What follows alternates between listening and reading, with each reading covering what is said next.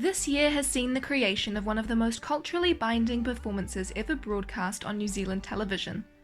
Over lockdown, Kiwis found comfort, routine, and guidance in a simple daily event which quickly grew into, yeah, I'm gonna say it, an unprecedented phenomenon. That phenomenon was, of course, the 1 p.m. daily update on COVID-19. Also known affectionately as the Jacinda and Ashley Show, it has transformed from merely a press conference to an iconic and recognisable event and, as more and more people are realising the second time around, an undeniably performative affair. So let's break down what it is about hit show 1 p.m. Daily Update that makes it so theatrical. Ministry of Health COVID-19 briefings featuring Director General of Health Dr. Ashley Bloomfield began on Monday the 27th of January according to the Ministry's YouTube publishings. However, the familiar daily announcement format, taking place in the Beehive Theaterette and featuring two speakers at podia in front of New Zealand flags and yellow-striped banners, started the day before Level 4 lockdown on March 24th. The first instance of Prime Minister Jacinda Ardern and Dr. Bloomfield appearing alongside each other in this setting was on the 29th of March, and this became the staple image in our collective minds from then on. This format and this setting shaped the way this performance is received. Firstly, it tells us that it is official, serious, and credible. This gives it a bolstered platform because far more people are likely to watch a higher status announcement. We can see the effect of this with the rise of Ashley Bloomfield as a celebrity figure and dad of the nation. Dr. Bloomfield was only known to few before the show, even with his daily announcements since the beginning of the year. It was by appearing in this setting with the Prime Minister that he gained an audience big enough for a cult following to grow. New Zealand has suddenly developed appreciation for his straightforwardness, dedication to science, and stoic resistance of stupid questions. What do you make of suggestions by some leaders overseas that people should be injecting themselves with bleach to kill COVID-19? I think I need to comment on that, Prime Minister. Fan pages were created, merchandise was made in his honour, and someone even got a tattoo of him. The performance space evidently makes a big difference. It is worth wondering why we are seeing this kind of fandom response usually contained to fictional media. Perhaps people simply latch onto these behaviours as escapism from the overwhelming stress of lockdown.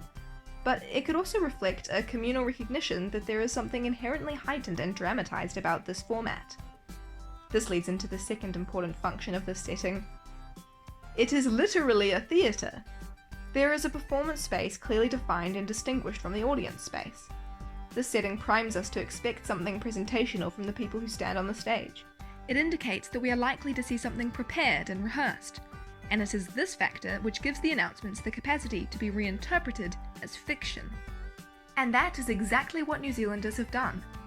A dedicated IMDb page was made mid-June, imagining the daily briefings as a TV show. Since Auckland went back into Level 3 and the updates resumed, the page has been inundated with dozens of reviews. Well, New Zealand's favourite show is back for Season 2. I was very happy the day that the writers killed off David Clarke. This is classic Marvel Cinematic Universe stuff. These responses demonstrate one of the key tenets of performance studies, according to theorist Richard Schechner. He writes, "There are limits to what is performance, but just about anything can be studied as performance. Perhaps this is both, but regardless, we can see here that New Zealanders are realising en masse that they can choose to interpret this as performance and not just take in the information, but notice patterns around narrative, character, and entertainment value. This is not the first instance this year of people exploring the idea of real life as fiction. This mock advert, created by Brother Ad School in Madrid, points out to viewers how the real world has gotten so dramatic that it seems like a plot from dystopian sci-fi show Black Mirror, known for its gritty criticism of modern society. We can see that society's relationship to fiction is changing. On October the 30th, 1938, Orson Welles' radio play of War of the Worlds caused a splash and provoked listeners because it asked the scary question of, what if fiction was real? Now in 2020, we have grown accustomed to consuming stories, and so unsurprised by current events, that we are more intrigued by the question, what if reality was fictional? Regardless of how the Jacinda and Ashley show is interpreted, it is still a performance of itself. We can see this in the setting, but also in the actual form. Speech-making is a performance, and the speakers are acting in such a way as to communicate clearer and uphold a formal tone. Compare these two clips. One is much more affected than the other. On Monday, Cabinet will meet to decide the next steps in our resurgence plan and the alert levels for Auckland and the rest of New Zealand. Ahead of Wellington, obviously, with all of the work that's going on as we manage our ongoing rollout of our COVID resurgence plan. So the speakers are performers. Is anyone else? The press agents behind the camera are audience to the speakers, but they are also performers themselves. They are performing, well, the role of a journalist, aggressively pushing their questions through, and many of them deliberately taking an adversarial position in order to get more information out of the speakers. The result is a performance inside a performance. We, the nationwide audience, observe reporters who are themselves observing the announcement with us. The people sitting in that theaterette are simultaneously audience and performers. But what about us at home? Are we just audience? Or are we participating in some kind of nationwide collective action? According to Schechner, rituals are collective memories encoded into actions. For many people, watching the 1 p.m. broadcast became a ritual to help them through lockdown. There is a kind of comfort which comes from its regularity. It helps schedule the day when there's nothing else to do. And because everyone received the same information as everyone else, it was a way to feel a sense of community while in isolation.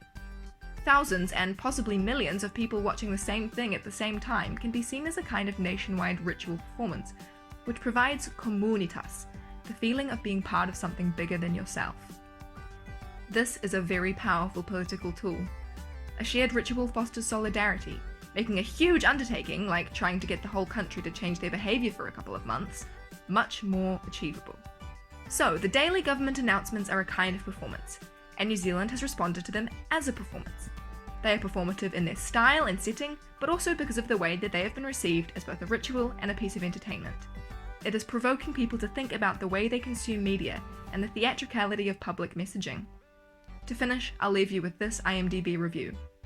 This show just has so many levels. Stay home, be safe.